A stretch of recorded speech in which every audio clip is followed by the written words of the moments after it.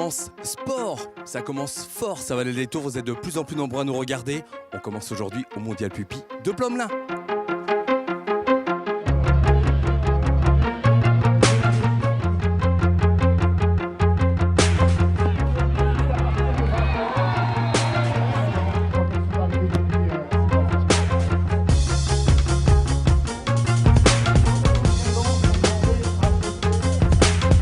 Ça se déguste hein, comme match, n'empêche.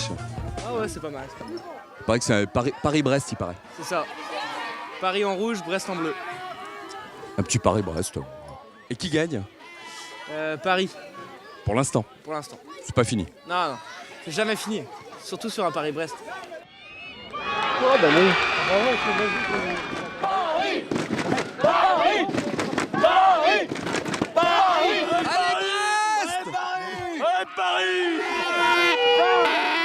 Puisque tu les soutiens, tu accueilles les Parisiens chez toi. Voilà. C'est pas innocent, hein, comme Donc tu es famille d'accueil en quelque sorte. Exactement, ouais. Depuis 3 jours, ils sont chez nous, là.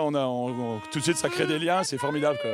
C'est super agréable. Une expérience que je recommande à tout le monde, quoi. Et donc tu supportes tout le temps Paris ou c'est uniquement parce que c'est le Mondial Pupi? Ah non, c'est parce que c'est le Mondial Pupi. Tu me caresses pas la tête? Non. Alors, vous jouez au foot avec ça? Non, jamais. Ça c'est juste un ballon comme ça, vite fait. Un ballon comme ça, vite fait.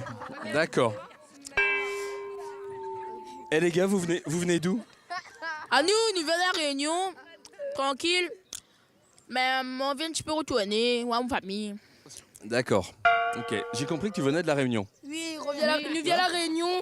Vous aimez bien parler créole en Bretagne, c'est ça? Oui, papa ne comprend nous en fait. Et là, nous vient de la Réunion. Là, il fait le Mondial Pupi de Plomelin. Vous avez pas trop froid chez nous? Non, Tout se passe bien? il fait chaud, T'as il vu fait chaud. ça? Ouais, Hein? il fait chaud. Regarde, on a ramené le soleil pour vous. Hein. Bon, c'est nos petits Français qui nous viennent de la Réunion, qui sont présents sur le Mondial Pupi ici à Plomelin. Eh ben en tout cas, c'est que du bonheur de vous trouver là, les gars. Ah oui, bonheur même. Ah oui, bonheur. Ah oui.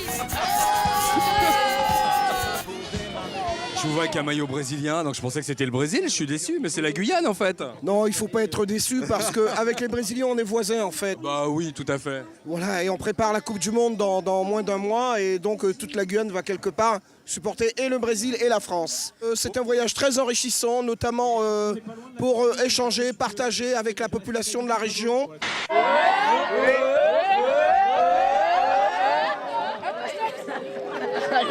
C'est ça, c'est votre rigueur? Ouais. Bon, vous venez d'où les gars? Bon, ça s'est bien passé? Non, pas trop. Pas trop? Moyen. Vous reviendrez? Ouais. Et bon, et là vous supportez qui? Paris. La Norvège? D'accord. Vous êtes des petits malins, vous supportez les Norvégiennes. Ça m'étonne pas. Vous venez de quel pays? Oui. Bien. Alors, quel pays? Where do you come from? Norway. La Norvège. Et vous ne parlez pas français? Non. Si, mais tu comprends. Oui.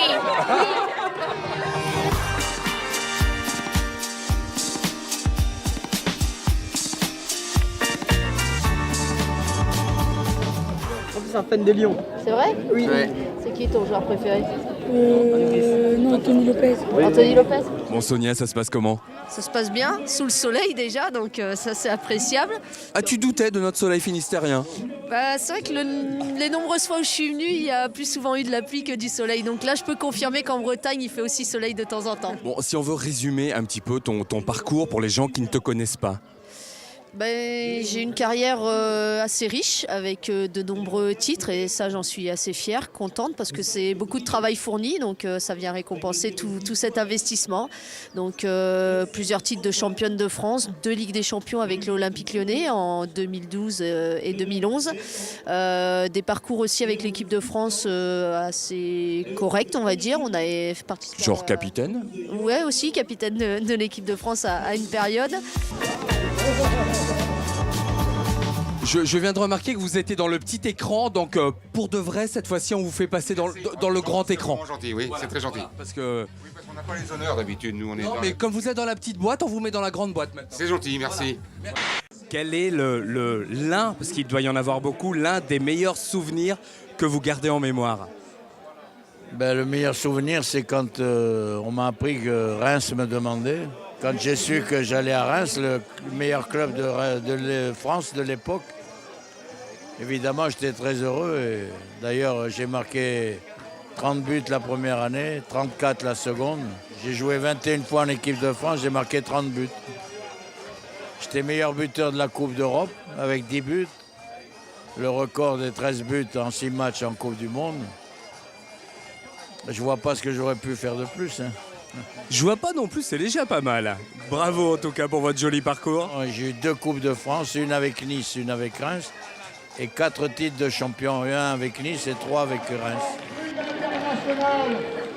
L'une des équipes finalistes du tournoi féminin en ce moment dans le défilé. C'est à force de souffler. Il va trompeter, moi je vais crier. À trompeter. C'est pas, parlez pas français. Si, je parle. Je parle français. D'accord. J'allais dire cornet. Reculez. C'est qui? C'est qui?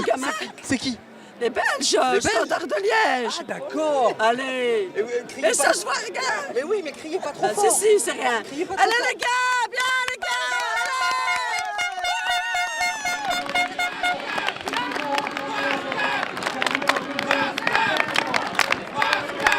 Mais quel beau spectacle cette 29e édition du Mondial Pupi ici à Plomelin, Alain. Oui, effectivement, nous sommes très heureux de cette 29e. En plus, c'est la Coupe du Monde au Brésil, donc on a appelé ça la Coupe du Monde des enfants.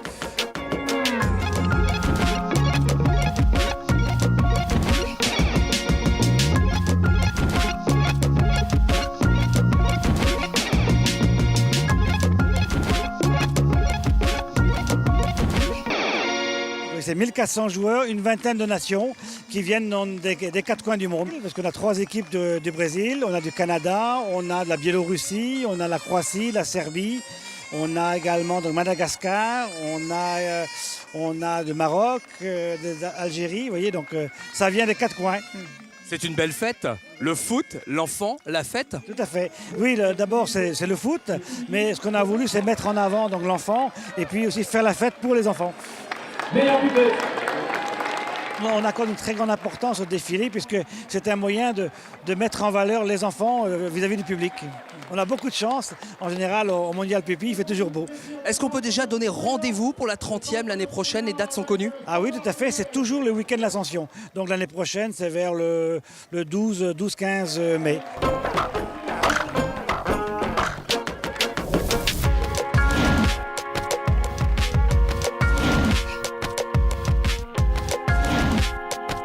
On finit ce Mondial Pupi entouré de tous les joueurs qui ont participé.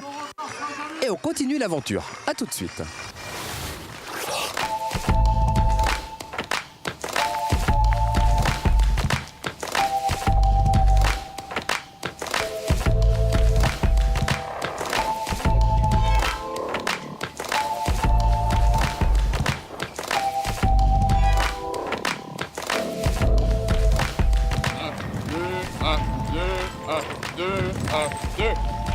Les oubliés des oubliés de la guerre 14-18.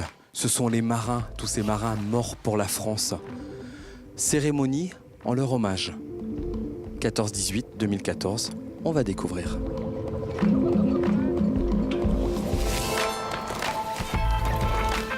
Dieu nous fait l'honneur d'être présents. Si j'ai bien tout compris, vous êtes porte-drapeau. Oui, moi je suis porte-drapeau de l'association des officiers mariniers de la section de Kerlouan, des 29 Nord Finistère. Bon, cet hommage, c'est quoi pour vous, cette cérémonie? C'est un hommage à tous les morts pour la France, péris en mer pour la France, que ce soit pendant la guerre, 39-45, 14-18, enfin toutes les guerres. Et comment ça se fait que tu es là, toi? En fait, je voulais faire comme mon papy, donc, qui est au Nord-Pas-de-Calais, donc on m'a proposé, j'ai dit oui. Et c'est important d'être là aujourd'hui? Ah oui, ancien combattant d'Algérie. Oui. Donc c'est rend nos hommages. Aux marins noyés ou disparus quoi, de la France. Quoi. Et tous les ans, on vient ici, tous les 3. Alors ces marins pêcheurs que nous allons honorer aujourd'hui, ils sont morts dans le cadre de leur activité professionnelle. C'est-à-dire qu'ils allaient à la pêche pour ravitailler les citoyens, les Français. Cette commémoration, c'est quoi? Les oubliés, des oubliés? Oui, vous avez utilisé la bonne expression. Cette expression vient du fait qu'à l'issue de la guerre 14-18, l'amiral Guay-Pratt, qui est celui qui est à l'origine de cette stèle, s'était écrit à la Chambre des députés: nous honorons en France tous les soldats de la Grande Guerre, morts dans les tranchées notamment, et c'est tout à fait légitime. Mais nos marins, on en fait quoi? Il y a eu des milliers de marins qui, pour la plupart, ont péri en mer, des milliers de marins, marines confondues, toutes marines confondues. Et on ne faisait rien pour eux. Et chez ces oubliés marins, toutes marines confondues, il y a une catégorie qui était plus oubliée que les autres. On n'en a jamais parlé. Ce sont les marins-pêcheurs. Ce qu'on veut souligner en rendant hommage aux marins-pêcheurs morts pour la guerre, c'est qu'ils ont participé aussi à l'effort de guerre, autant que tous les autres Français qui sont morts lors de cette guerre particulièrement cruelle. Et eux sont morts dans des conditions particulières et très cruelles, parce que les sous-marins allemands qui les abordaient, eh bien, les faisaient débarquer dans des canaux de sauvetage, des petites embarcations, et adieu vat, et écouler le bateau. 1914-2014, ça a une saveur particulière en plus cette année? Oui. Bon, c'est sûr qu'avec ces commémorations de l'année 1914, c'est en fait toute la guerre 14-18 qu'on veut, on veut rendre mémoire à tous ceux qui sont disparus pendant cette période. Et de nombreux chalutiers ont été ainsi canardés et torpillés. Nous en avons récupéré sur le plan historique 44, mais cette liste n'est pas exhaustive.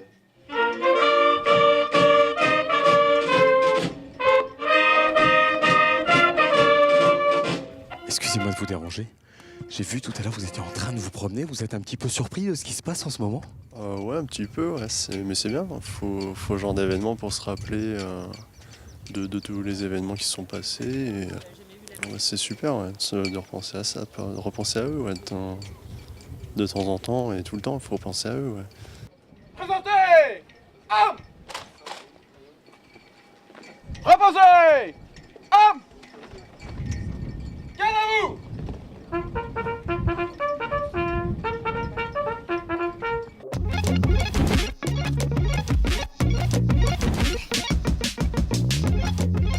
Vous aussi, Madeleine, vous regardez ces nombreuses photos. Oui. C'est quoi ce lieu exactement? Alors, ce lieu, c'est un cénotaphe. C'est un lieu de recueillement, sans sépulture. Mais avec toutes ces photos. Toutes ces photographies qui rappellent donc la mémoire de ces marins. Vous êtes là pour nous parler de l'exposition qui est en parallèle de cette cérémonie, qui a lieu jusqu'à la fin juin. Oui, tout à fait. Elle a lieu donc jusqu'au 22 juin. Cette exposition s'intitule L'Océan, le front oublié des marins-pêcheurs. Et elle a pour but de mettre en évidence l'histoire de tous ces marins-pêcheurs qui sont morts dans l'exercice de leur métier de pêcheur pendant la guerre 14-18.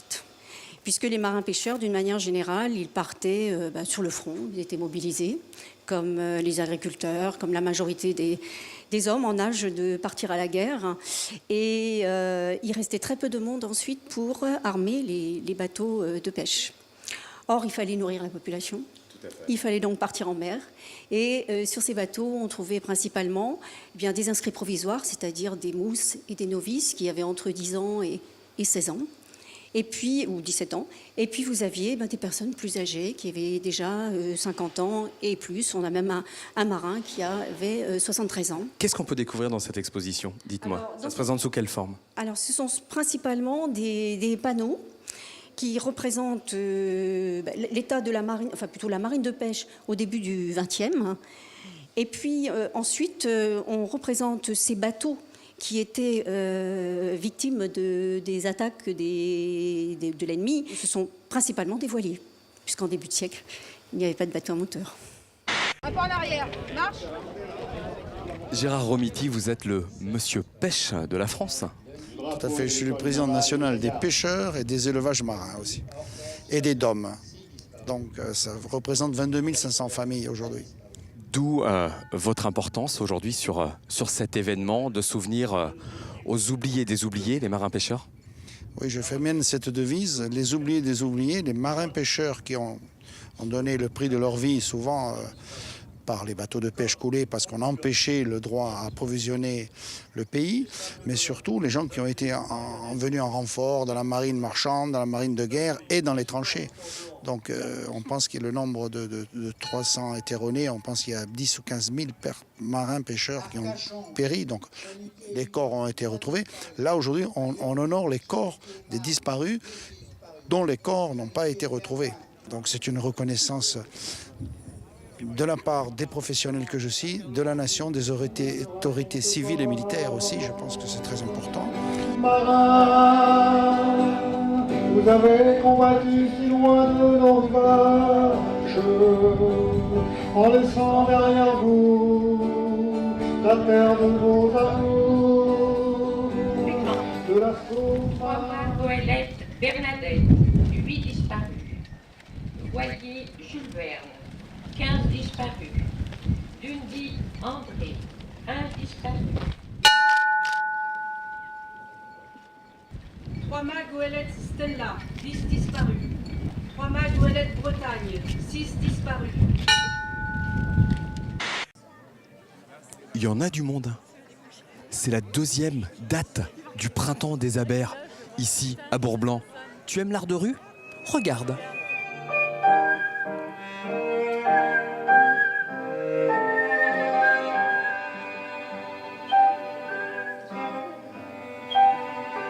Alors je vais peut-être faire un sondage à main levée, peut-être savoir si vous êtes plutôt ou plutôt pas habitué à aller au concert de musique classique durant l'année. Plutôt pas, voilà. Si vous étiez vraiment coutumier du fait, en venant à ce rendez-vous de musique sifflée, vous auriez dû normalement toutes et tous faire un effort vestimentaire. Voilà, non mais on voit bien que tout le monde est venu avec ce qu'il trouvait. Enfin,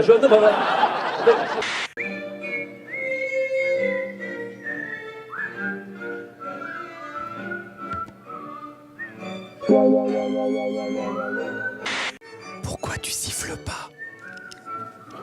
J'écoute attentivement. Tu la connais? Je la connais, ouais. C'était premier au top 50 il y a quelques années. Il paraît, ouais. Mais tu t'en rappelles, ça perd pas de son charme. Toi aussi, tu l'avais en 45 tours. Ouais, en cassette. C'est là que tu dois applaudir. Attends. Je tiens ton verre. Merci. Elle est en mode sieste. Elle est toute détendue. Ça va la sieste. Ça marche vraiment ce qu'il dit. Je te laisse alors. À tout à l'heure, tu m'en parleras. En même temps, si je dérange, tu peux dire aussi. Hein. Oui.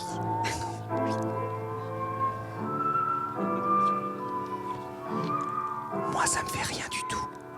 Tu me déranges. Pardon, excuse-moi.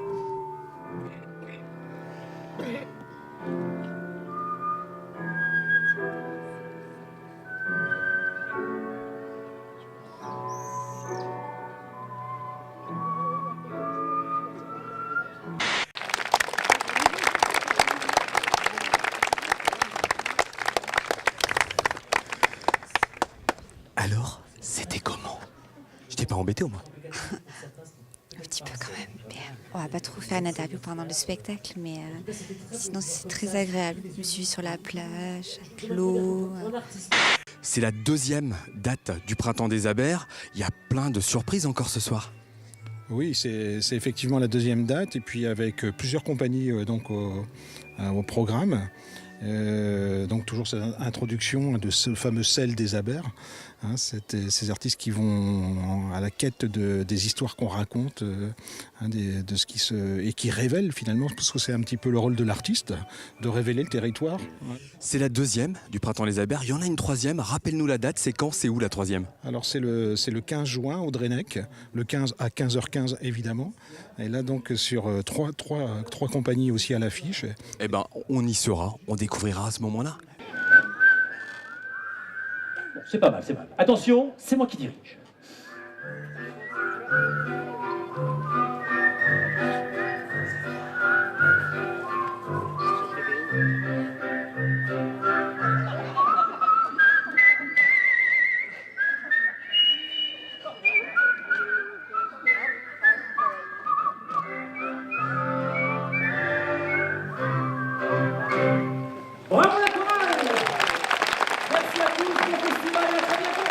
Fred, siffleur professionnel? Ouais, ça a de la gueule. Hein. Ça a de la gueule, hein. Et carrément. Bah, il faut bosser, il faut un petit échauffement, et faire ses gammes tous les matins. Bon, et pour ce soir, en tout cas, le boulot est fait. Ah bah, merci, ouais, j'ai adoré. Moi, il y avait une bonne ambiance, des gens qui avaient envie de siffler avec moi, super. Je me présente, je suis Michel Delacave, docteur en mathématiques historiques, spécialiste des changements d'opinion et des retournements de veste. Je suis Michel Dunuage, docteur en croyances populaires et spécialiste de la mythologie des fruits de mer.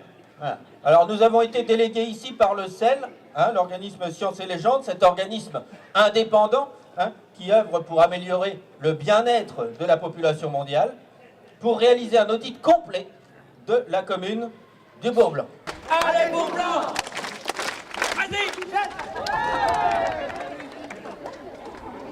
Attention! Ça va, ça se passe bien? Oui. Je te voyais au taquet dans les mouvements. Oui. Là, va falloir danser.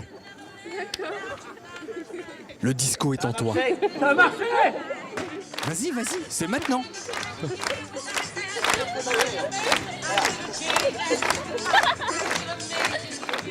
On aime bien, nous, à TBO, embêter les gens qui sortent de scène à chaud. Ça va, c'est bon? Tu veux du saucisson? Non, ça ira, merci, tu peux le... Prends le saucisson. C'est bon? Je les libère. C'est bon? Comment veux-tu? Bon, pardon. Ah, je suis coincé dans les... Ouais. Ça s'est bien passé? Ça s'est bien passé. Alors, l'important, c'est l'analyse. Hein. C'est le sérieux de nos analyses. Ouais. Bourg-Blanc est une commune formidable, donc ça a été assez facile. Et puis relancer le Saturne, c'est le rêve de tout le monde, donc on espère qu'on a réussi, quoi. Je pense que les gens sont contents. Eh ben, alors dansons. J'ai envie de dire dansons. Que la force du disco soit en toi. Que la force du disco soit en nous. Oui. Voilà. Merci pour ce petit partage de... Oui. Il t'en reste un bout, là. Bon, ça devrait aller. C'est bon. À bientôt. À bientôt. Merci.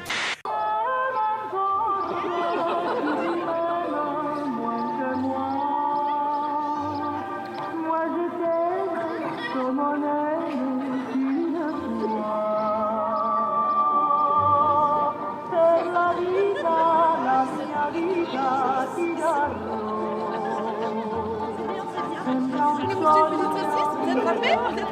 Ah là, il l'a eu! Et vous la mangez, génial. Vous aimez les saucisses? Oui.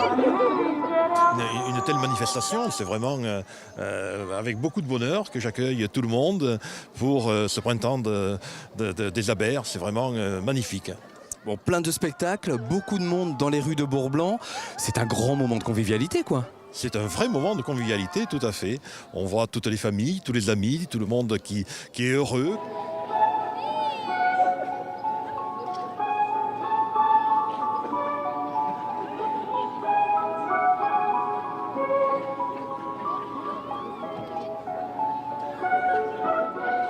Faut pas pleurer. Non, c'est de joie. Vous avez vu ces mimiques? Oh, elle est super. Hein. Superbe, hein.